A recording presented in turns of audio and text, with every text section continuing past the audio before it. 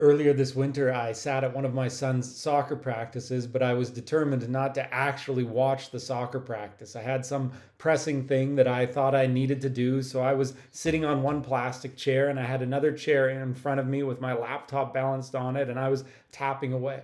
And for the most part, that's not a bad work environment. The sounds of soccer practice are pretty easy to tune out because they're pretty predictable. There's the thump of the ball against the concrete wall. There's the laughter and then the cheering when one teammate moves the ball through another teammate's legs. There's the names that are shouted as players call out for passes. But amidst all the familiar noises, I began to hear the coach's voice saying something unfamiliar, but saying it over and over again over the course of the practice. Problem solve, boys. Problem solve, he'd say. And so eventually I looked up to see what this problem was that the boys were trying to solve. And they were working on doing one of those drills that has so much choreography to it that it would make a ballroom dancer nervous. It was this continual flow of movement and weaving as they passed the ball back and forth from one to another and changed positions from one to another. And they just couldn't figure it out. And there was the coach saying, problem solve, boys, problem solve. And eventually they got it. And I sat in awe and watched this piece of flowing choreography.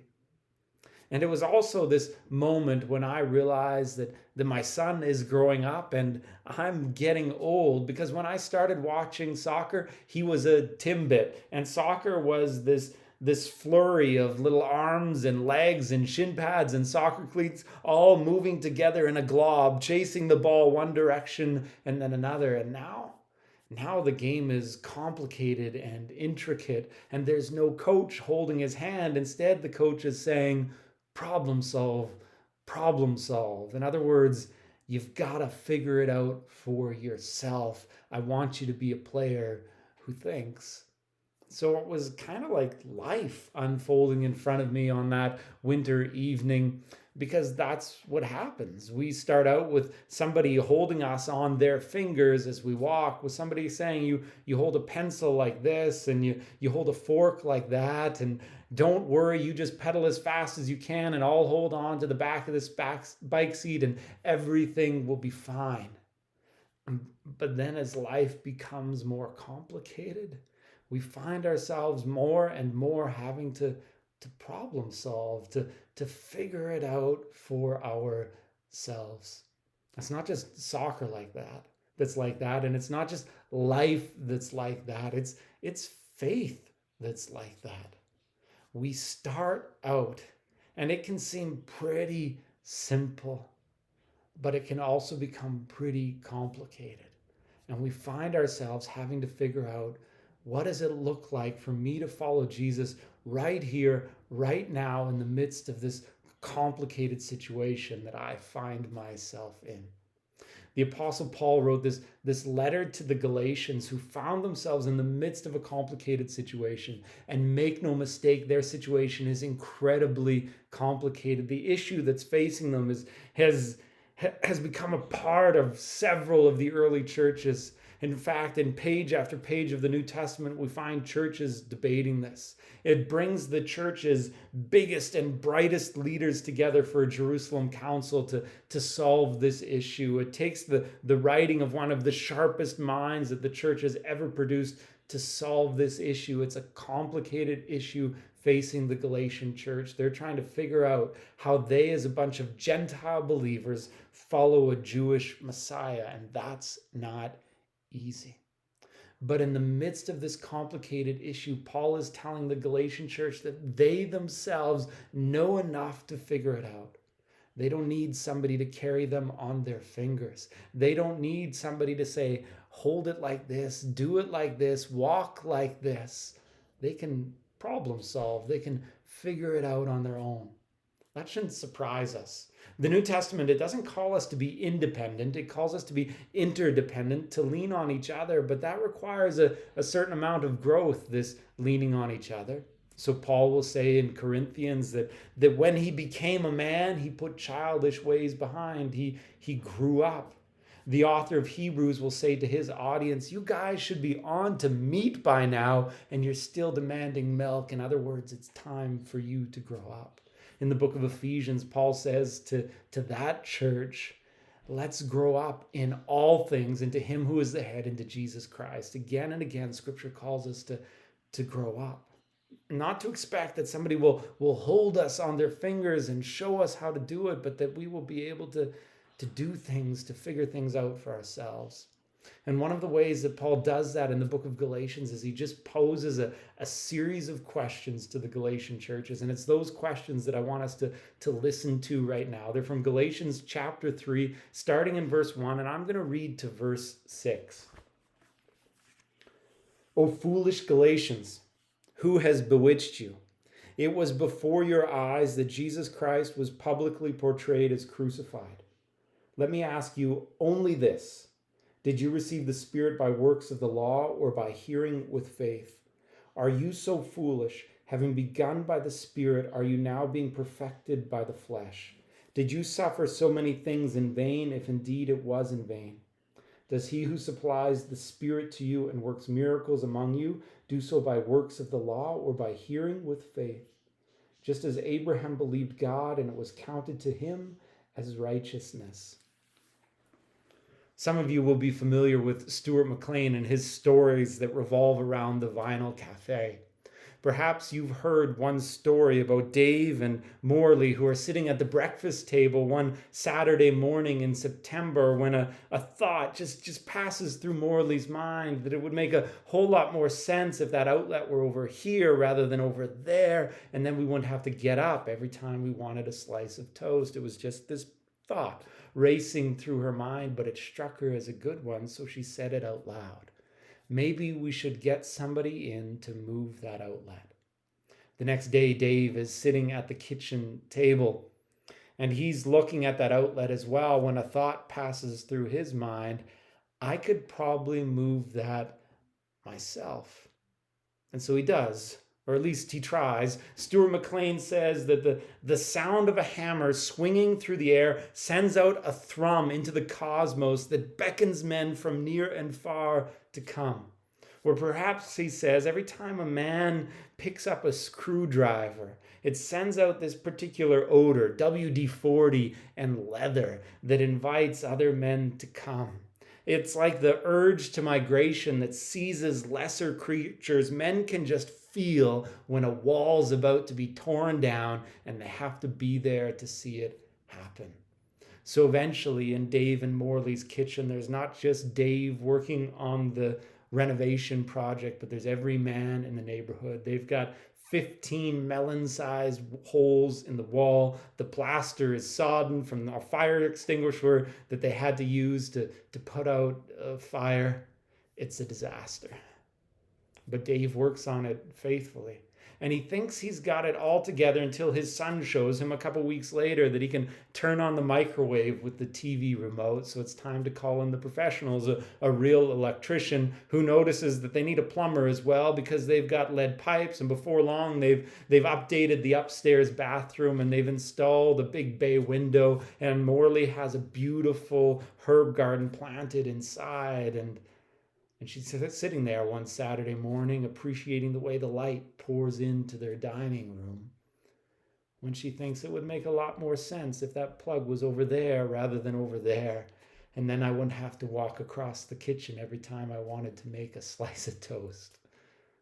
Sometimes Christianity, it can feel a bit like a renovation project. It starts off so simple. And there's no lead pipes or knob and tube wiring, but there's people who seem to have a really firm idea of how we should be a Christian. And they call it discipleship, but it feels to us like we're being pushed and pulled in every direction.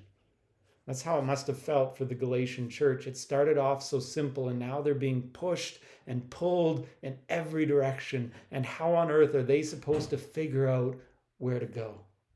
But Paul tells them here in Galatians chapter 3 that they already know the answer. They already know where they're supposed to go. And the way that he helps them to see that is just by asking them this series of questions. He takes them back to the very beginning and he says, "It was before your eyes that Jesus Christ was publicly portrayed as crucified. Let me ask you only this: did you receive the Spirit by works of the law or by hearing with faith?" Paul isn't suggesting that the Galatians had been in Jerusalem and seen Jesus crucified, but they had heard his preaching. They'd heard the preaching of the early church that acknowledged, that was committed to proclaiming the fact that Jesus was and is the crucified and risen one. They'd seen him. They'd heard the story. They knew it to be true. So how did this journey of faith begin? Paul asks the Galatians. Did it begin when they did the law? Or did it begin when they heard and had faith? That's a rhetorical question. Paul knows the answer. The Galatians know the answer. Paul knows that the Galatians know the answer. It began by hearing with faith. That's how it all started.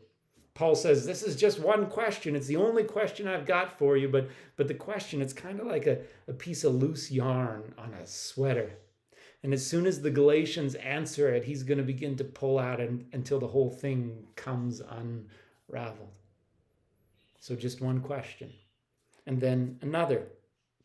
He says, so having begun by the Spirit, because that's how you told me it began, are you now going to be perfected in the flesh? If it started out in the Spirit, do you think now it's time to enter into that realm of the flesh where you seek to be justified by God according to what you can do and have accomplished? The answer is no. We want to continue in the Spirit. That's the only answer they can give. Then Paul asks them, does he who supplies the Spirit to you and works miracles among you do so by works of the law or by hearing with faith? Stop for a second and just imagine that.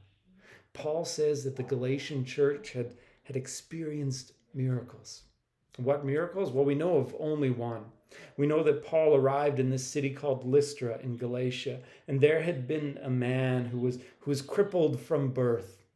And Paul looks at him as the man is listening to him speak, and he sees something in the man that Paul recognizes as faith. So he says to him, get up on your feet, which is a terrible thing to say to a crippled person, unless God's up to something. And that man, well, he becomes a miracle. God heals him and he stands up on his feet. The Galatian churches had seen miracles. Probably not just this one either. They'd probably seen God open doors so that their families could put down roots. They'd probably seen prodigal children return home. They had probably seen that God's power is made perfect in weakness. They'd seen miracles. Why? Because they'd done the law so well? Because they worked so hard to be justified before God? Or because they'd heard with faith? The answer is the same again. It's faith. It's by the Spirit. It is always these things and never the works of the law, never the effort of the flesh. Here's what Paul is telling the Galatian church. You know the answer to this dilemma that you're in. You can problem solve this thing on your own. Why? Because of your experience. Your experience, your stories, they teach you the way that you should go. Here's one really important thing that we should do with this. We should become people who tell our stories, who celebrate the experiences we have had with God. Stories aren't everything, but they're really important. And one of the best ways to stay on track in faith is just to tell our stories. Way back in 2010, Leadership Journal ran this article called "How Do Outsiders Come to Faith?"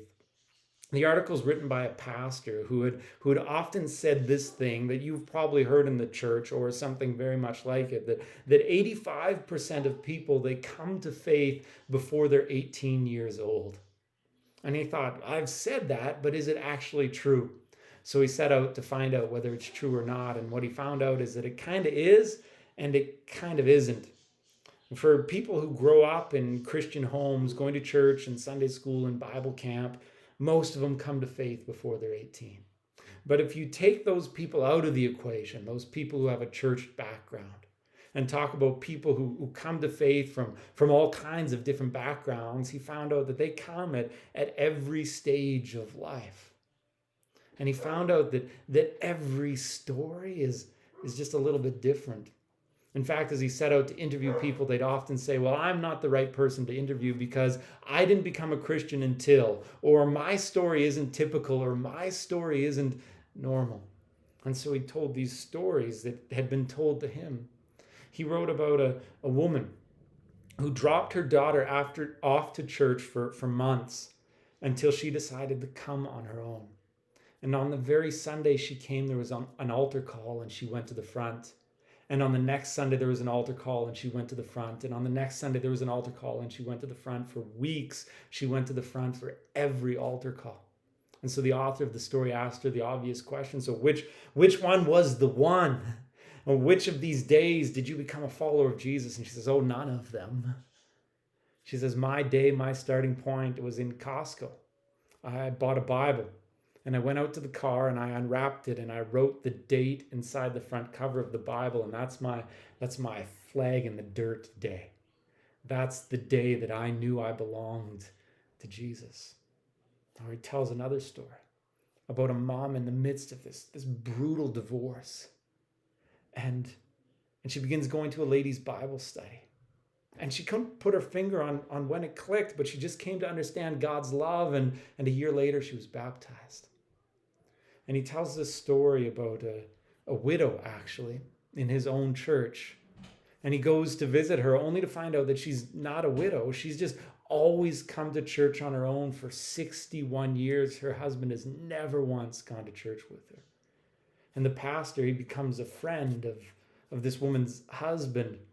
They both love music, and the 80-year-old man will often pull out his electric red Gibson guitar and play some licks for him. And one day the pastor works up the courage to say, well, what's keeping you? What's keeping you from faith? What's keeping you from following Jesus? And he finds out in that moment that, well, nothing anymore. And the man just naturally comes to faith. And he says, I will never forget the author of the story. The rest of my life, the look on Irene's face when she walked into church for the first time in 61 years with her husband on her arm. See, the reason I'm telling you these stories is because every story is unique, and yet every story is the same. And every story has the power to remind us of what this gospel is about, that it's about faith in the grace of God. So one of the best things that we can do is to tell our stories. And that's what I want to challenge you to this week. Tell your story again, because it's so powerful to keep us on track, to remind us of what the gospel is about.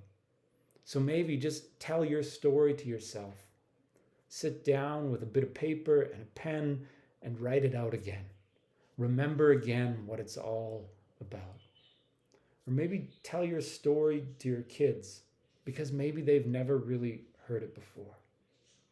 Or tell your story in ladies' Bible study or at men's supper. Or tell your story up front in the church. Help us to remember what following Jesus is really all about.